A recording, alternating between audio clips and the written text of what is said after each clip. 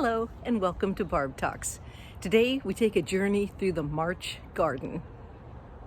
What a beautiful day. Blue skies, lots of green in the yard. This is the backyard. Actually, I have a few things I'm looking to give away in my yard. Let's take a look up close at what's growing. For instance, by our water barrel, we have, I think it's called Oxalis, which are those little wild, they look like clovers, but they taste like a lemony spinach. And what I like about these is that you can take off just a part of it like that, and then you have a heart. Oops, dropped one.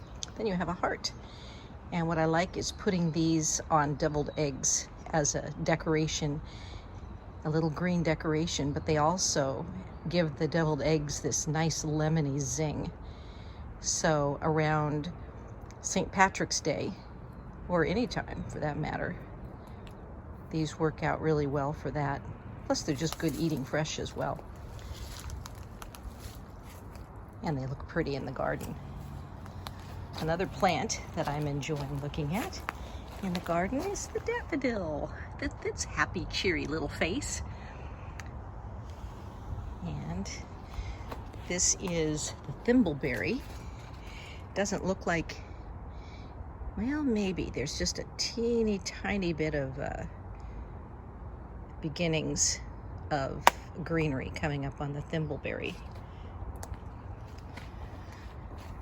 But the lilac is putting out its green leaves, but also look at that, it's the beginning of the lilac flowers. And this particular plant has some really beautiful lavender flowers on it that I'm looking forward to. We've got some various bulbs down here that are shooting up their spring greens.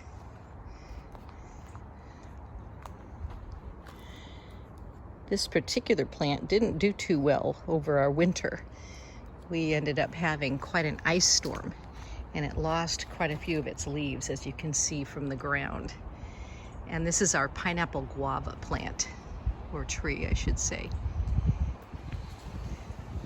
Ours had a lot rougher time than our neighbor's pineapple guava.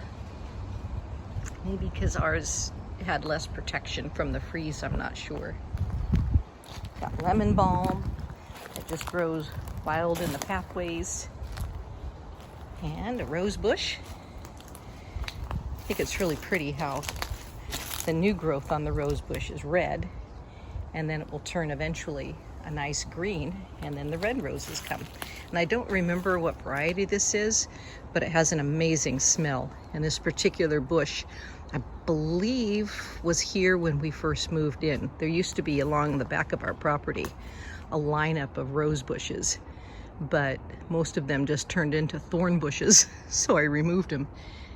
Except I transplanted that one because it is such a nice smell. Chamelia Bush doesn't have the flowers yet, though I've seen other camellia bushes in our neighborhood that are getting their red flowers. In our area, in the Portland area, which is the Pacific Northwest of the United States, we get huge plants. It's like, that's supposed to be a bush, and it obviously is tall enough to be a tree. This is our persimmon, our issue persimmon tree, which I pruned yesterday. So it's all ready to begin its leafing out eventually. Usually I think it leaves out a little later than some of the other plants. And then we've got some evergreen trees, and in between our two evergreen trees, we have a bay tree that is kind of squeezed out there. That's okay with me because I use our bay tree for spices cooking, and so I don't need to have it so huge that I can't reach things. So, but that is just beautiful. And then this is our osmanthus tree, It's an evergreen as well. All of the trees along our back area are evergreen, which make for wonderful blocking. When I look out the bedroom window, I feel like I'm in a forest. Over here, we have our raspberries. There's some raspberries. That's my main backyard patch here. And then behind that is the goji berry plant, which is more of it's like a vine. So I'm trying to figure out how to make it. I know it's not going to be self-supporting, but I currently have kind of bungee cords wrapped around here and then some metal poles holding up. I originally used that wooden ladder, but as you can see, it's antique wooden ladder and it's falling apart. So I'm trying to find a different way to hold up what are essentially vines into a trunk so that when the berries get on the branches, they can dip down so they're easier to pick. I've got rain barrels. What I like about this particular rain barrel is I have a hose hooked there, so the rainwater comes off the roof, goes into the barrel, and then I can just put the hose on whatever backyard tree needs it and it gets water. We have a chicken coop. Currently don't have any chickens. I use it for a storage shed right now, but when we did have chickens, they would just hop up there. And then this was their nesting area, which is currently storage, but that's where there's like a bar in the back where they'd sit up there. And then they actually would lay their eggs back here, even though this was created to have a nest box down here. But actually there's still wood chips in there, but they never did use that. So, because chickens like being up high. Whatever's the highest place in a coop is where they will go. And then over here is a storage shed that I have shovels and stuff.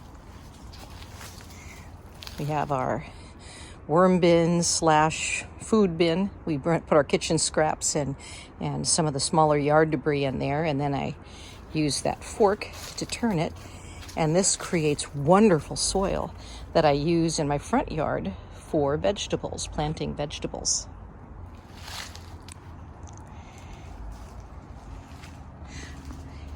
And then we've got the Aonia Bush, which is over here. I've also pruned it back. What I like to do with this is the higher branches get the fruit and then they come down. And what I'll do is I just prune off the branch full of fruit when it's time to eat that. And then the next year, more branches grow with more fruit. So let's take a look in the front yard. The March front yard. We've got some teeny tiny. I think what happens is when I am gifted daffodils, after I use them inside as decoration, I just plant them randomly outside, and then I'm surprised when they come up each year. We have sage. This is usually where I plant vegetables. I plan on planting some squash, I think, this year in that area, which is easy to harvest from our sidewalk area. We have some lavender. Oh, look at this. Our blueberries are already getting leafed out and getting some berries on there. Or blossoms, I should say, not berries. Another one there. Now this is our dead street tree. And the city permitting people just came by today and agreed, yes, that is a very dead tree. That is one of our easiest decisions to allow it to be removed. And we will be getting a new street tree, and probably, I think, the end of this month. So that will be nice, having shade in this area. Our wall, this was a wonderful investment, getting a wall put in. Now this is recycled concrete, but you would never know it. I think it looks really nice. It doesn't look like recycled concrete. It looks like nice rocks. But the company that did that, we were very happy with. Right here is lemon balm and spearmint. Here we've got sorrel. Now this is a different kind of sorrel. In the backyard we have the Oxalis, which is in the shape of little clovers, and this is more of a leaf. And this one has a little, I would say, a stronger taste. The other one's more lemony. This is just more strong, if that makes sense. But this is a cut and come again vegetable. We get this year round in our area, so it's nice to have a perennial vegetable in the garden. We've got some over here, got chives here as well as in there. And we have the beginnings of tulips, the leaf part of the tulips. We've got oregano. Again, the garden doesn't look that active as a whole, but when you look up close, you're able to see all the life that's actually here. This is a blackcurrant, and it's got its leaves going, and we'll have some berries showing up probably fairly soon. And some more daffodils in their sunny little faces this time of year. I can't remember what kind of flower that is, but it gets little blue flowers on there eventually. I have some weeding I need to do here. Some more sorrel, and this raspberry grouping in my front yard are red raspberries, the traditional red raspberry. And it's really easy to pick them because they're right here by this wall. I can just come out here and pick the berries. That was one of the things that I wanted to do when I designed my edible landscaping, was to make it so that it was easy to pick the fruit after I went to the hard work of planting it and watering it and caring for it. And I have stakes set up. I'll probably get another rope to go on a lower level too, but that's to when the raspberries get their fruit and it gets heavy, it helps them so that they don't just fall into the sidewalk and whap people in the face. This is a Wanuchi early apple tree, and I have pruned it already. I like to prune it so it's more open, as you can see. I was told once that when you're pruning a fruit tree, you want to prune it so it's big enough to throw a cat through. Obviously, you're not really throwing cats, but they were giving the visual of how much space to leave between when you prune, and to get rid of branches that cross each other, and just try to make everything come out so that you're not having like branches from over here crowding this space. Have those branches go that way, these branches go this way. That is a dual pear tree. It used to be, I had an orca, and what was the other one? I don't remember the other one. I'll have to go check the tags. But I had a pear tree here, and then I had one over here, and this one ended up dying. But I had a friend come splice off part that was still good and put it on here. So there's a few branches that were the one that was over here, so that way they can pollinate each other. So I still get fruit on that. I've also pruned that tree. Pear trees tend to just want to be really thin up like that, and so you want to open it up so that it flows out for airflow. Fruit trees need airflow. If they don't have airflow, you get mildew and other problems. Here is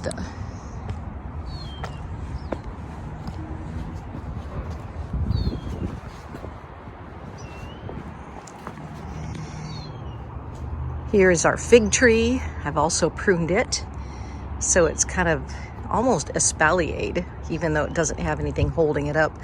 I've tried to do it in such a way that I can still walk our pathway without getting whacked by a branch and on both sides. And what's nice about this is I can stand on the porch and prune and or pick the figs on this side. And then over here, I can get like a 6-foot ladder if needed and pick the figs on this side. So that works out really well. This is another view of the pear tree. And I have one pear with 2 different varieties spliced to it, but I've got 2 apples. I've got the Wanuchi Early and I've got the Liberty. And you might have seen Liberty apples in this store, but you probably haven't seen Wanuchi early apples because they are very thin-skinned, so they don't travel well. But they make excellent pies because with such a thin skin, you don't have to peel them, and it's just like decadently delicious. But this is my Liberty apple, and I have more raspberries. Raspberries are one of those things I just can never get enough of. The ones back here are also blonde raspberries. And then I don't like those invasive weeds, but they're the kind of weeds that the more you dig up, the more they create more roots. So I tried to dig them up, and now look. So back here we have what are those called? I think that's money plant. And money plant, this year they'll be the green part, and then if I leave them next year, they will get the little silver coins on them. And this is a table grape. And this is probably one of my older plants that I've planted. And I originally had one of those trellises that go like this, and I had the grapes going over that way, but then they got tangled in with the apple tree. So I changed the trajectory so that they went up this way. And what's great about this is a west-facing window. And in the summer, this gets direct afternoon heat, and it used to just heat up our house something terrible. But now, I don't know if you can see them or not, but I've got these L-shaped brackets that I have put the ends of the trimming, the limbs, the vines up there, and have attached them with cloth so that the new growth will kind of rain down here, so there'll be a lot of shade.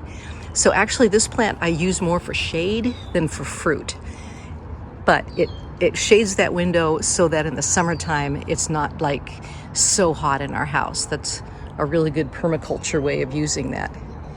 And then these are just some random trees. I know they probably have a name, but they also shield the afternoon sun going into that part of our house, the west side of the house. So that's our front yard. We also have water barrels. We're probably going to get rid of those. They were something that for the longest time I really enjoyed, but I've kind of changed my mind on that. I think what I want to do is get the new gutter thing that goes down and then just rolls out, so there's not this big thing here anymore. And also, I think these are called bluebells. Aren't those adorable? I think those are so cute. So those are in season right now in March. You can also hear a bird in the background. Just so much life here in the garden. Oh, and this middle spot, I also am going to weed out a bit and then put some vegetables here as well. And again, the bird bath and the place to sit. Just a nice, peaceful front yard garden. I'm very grateful. Thanks for taking a tour today with me through my March garden. And thanks for watching Barb Talks.